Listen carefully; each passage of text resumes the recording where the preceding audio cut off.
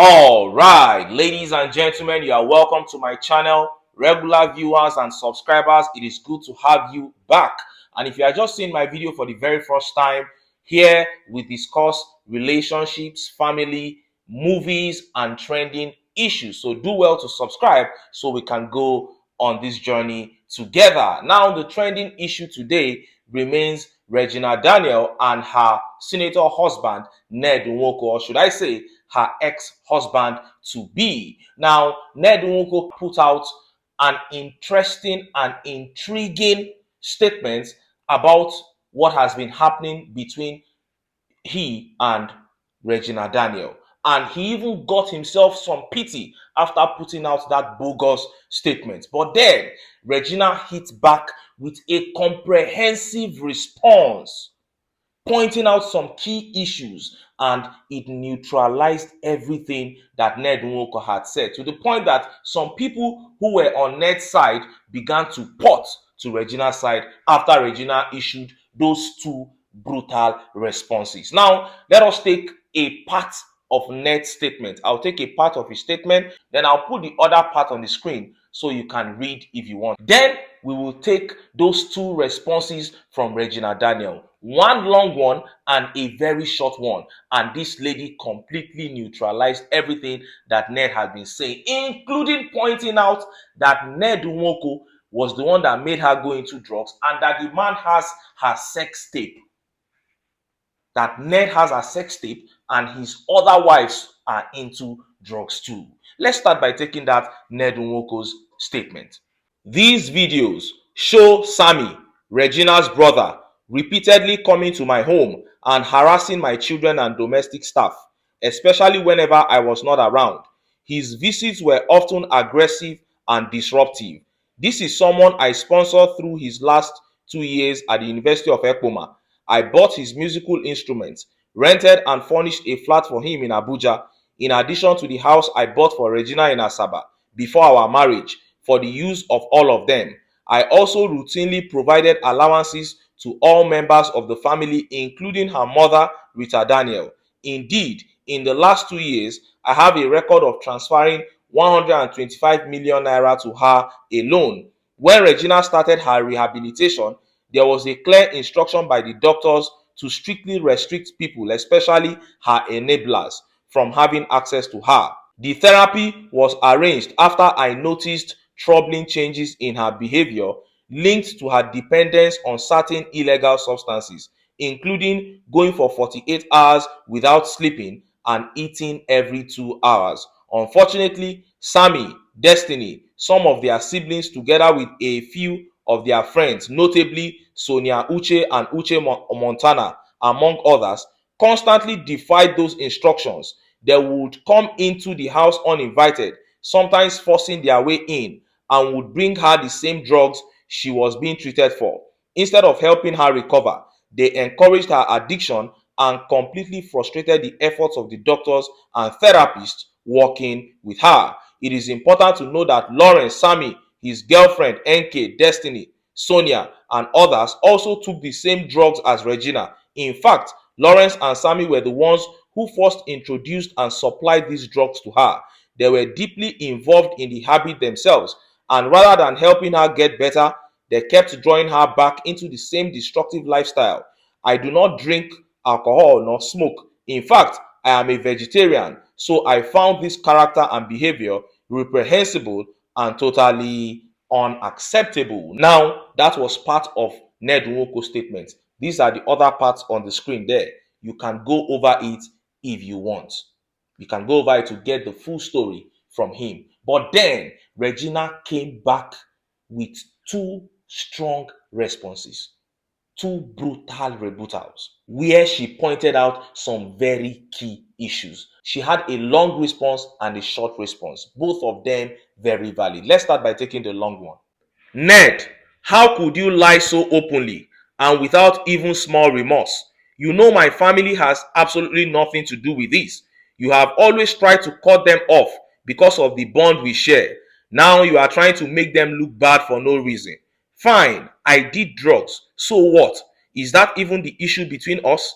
The moment we had a fight, You rushed to the public shouting drugs, drugs, drugs, because you knew it would make a perfect story for the media, something dramatic enough to distract everyone from the real issue. You want to find a reason to arrest everyone around me so that I will have no one left beside me, no friend, no support, no safe place to turn. Then, when I'm completely isolated and broken, I will be forced to come back to you because I will have nowhere else to go. That has always been your strategy. Break people down, make them weak and powerless, and then have your way with them. But guess what? It is not going to work this time. Not anymore. You say you want me to go to rehab, but you are the same Ned who always wanted me high because, in your words, I am sexier when I'm high. You liked me that way because it made me wild and romantic, exactly how you wanted me to be. Why don't you always tell them you force yourself on me whenever I say no? Why don't you tell them how you lock me up, seize my phones, and suddenly declare me mentally unstable the moment I say I no longer want to be in this relationship? But once I change my mind just to get out of that locked room, suddenly I'm fine again.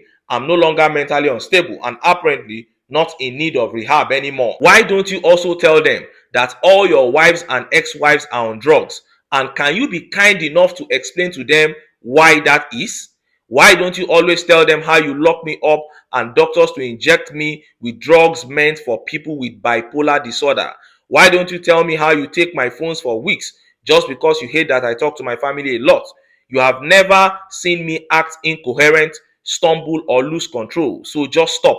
Every problem we have had started when I no longer wanted you, whether sober or even high. Stop using drugs narrative to create distraction. Tell people the truth. I understand, Sha. You are feeling rejected and hurt, and you are struggling to make peace with the fact that it is all over. Let me make this very clear. No matter how much you think you spent on me, it can never equal the value of the time I gave you, my prime years, my energy, and the career opportunities I sacrificed while being with you. And for the record, I would have filed for divorce long ago if there was ever a legal marriage between us. We were never married in any court of law, and no documents were signed. Leave me alone, Ned. Marriage is not by force.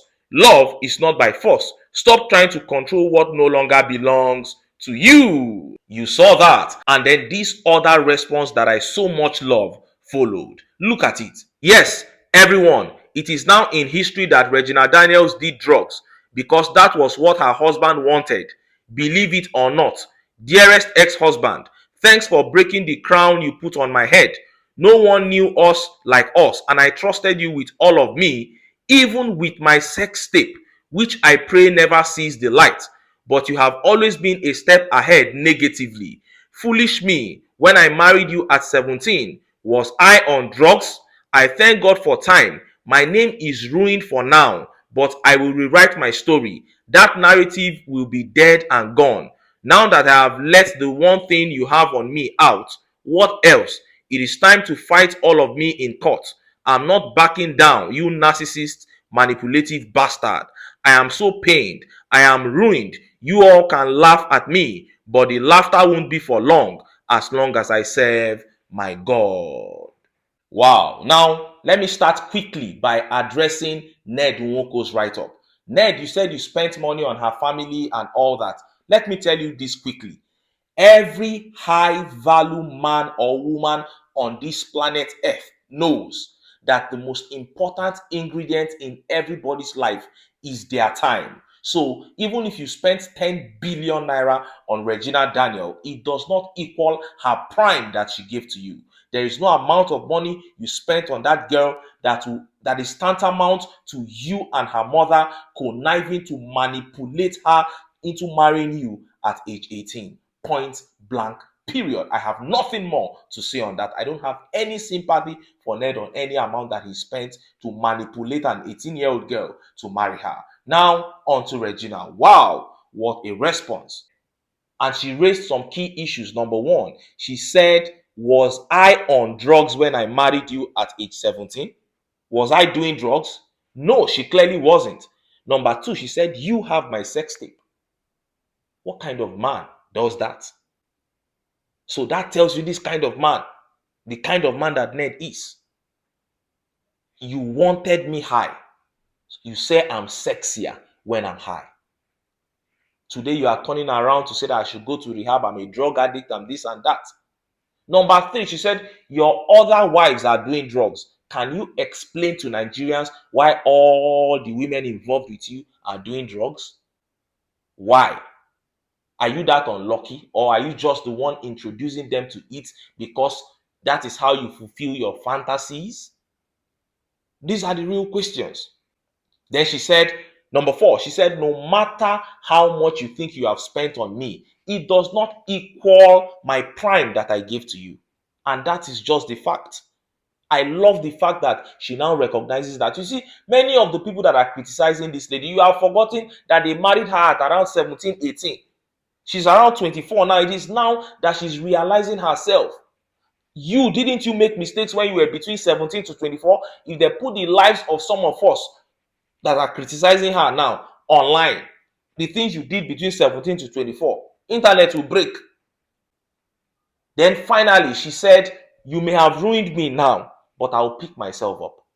I will rewrite my story. Yes, the world can laugh at me now, but I will rewrite my story.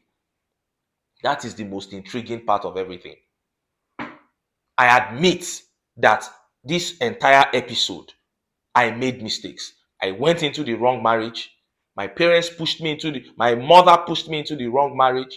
I also had a decision to make and I made the wrong decision. Now it has turned out like this, but I will rewrite my story and I will come back stronger. This is what I want her to realize, that it is not over for her. This is just an episode of her life. And you can come out stronger. You have time, you have age, you have everything. All those people that are condemning you, say you are already, go back to him, you're already finished, you already have 2 children, go back to him. That is not true. How about, okay, young women that lose their husbands? So when a young woman loses her husband, is that the end of her life? No. When you see accident every time and you see people die, you see 42-year-old man die, that man has wife and children, most probably. Is that the end of the life of that woman? No. So don't let anybody lie to you that your future lies with Ned Nwoko. It doesn't. You have your decision to make. If you want to go back, those of us talking now can't stop you. But the truth is, this decision that you have taken now to forge ahead with your life alone is better, in my opinion. And of course, this channel supports family, relationship, love, yes. But for me, I don't see an old manipulative grandfather going to pick a 17 or 18-year-old girl to marry as marriage after he has 5 wives already. I don't see that as marriage. It's an example of what we should not be allowing to happen in the society. That is how I see it. And I blame the mother and the elders in her life that allowed that thing to happen, because this girl had a wonderful life going on for her before this man Ned Nwoko came into the picture. Once again, those of you that are criticizing Regina Daniel, have you heard the issues that she's raising? Was she doing drugs before she went into the man's house? Having her sex tape, forcing yourself on her when she says no? All those things, do they make sense? Anyway, I'll leave it here. I hope that this lady comes out of this unscathed, and I hope that she'll be able to forge her life ahead without this man. This is my opinion. I don't know about you. Let me know what you feel about this in the comment section as I end it here. Subscribe to this channel so we can meet again. Hopefully, we'll be discussing something else in my next video. Bye for now.